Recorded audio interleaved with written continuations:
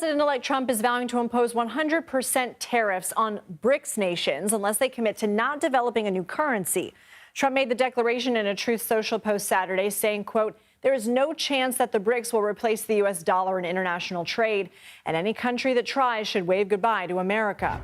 BRICS is a group comprised of 9 countries with emerging economies. They initially included Russia, China, India, Brazil, and South Africa. But earlier this year, Iran, Egypt, Ethiopia, and the United Arab Emirates formally joined the group. CBS News MoneyWatch correspondent Kelly O'Grady joins us now for more.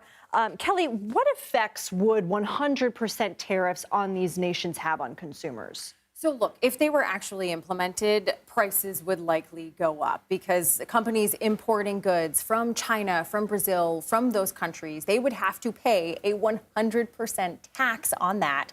And then what would they do? They would likely pass that on to us. Maybe not the full amount, but likely a lot of that.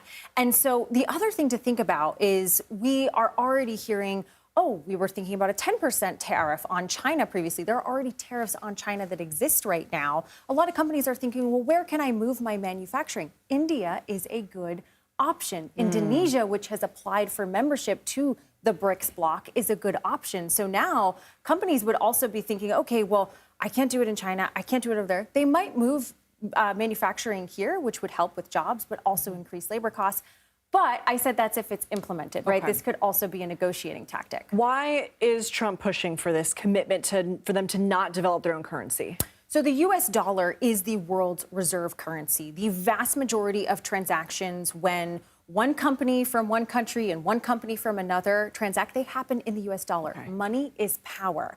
And so if you were to have these other countries put together an alternative currency, some of that power could go away. That could be bad because it would make it harder for us to pay off our debts, and it would also impact our influence on the world stage. I will give you one really impactful example. When Western nations impose economic sanctions on, let's say, Russia at the beginning of the Ukraine war, that really choked them financially.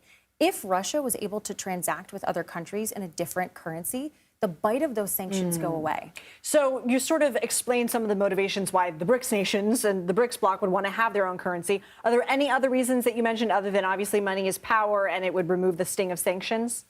So this gives them an opportunity to be less reliant on the United States. And of course, China, India, some of these developing economic superpowers want to have that more power than they do right now. So, but the sanctions one is a very big one because the R in BRICS is Russia, and they hold a lot of influence on that bloc. Kelly O'Grady, always appreciate you. Thank you.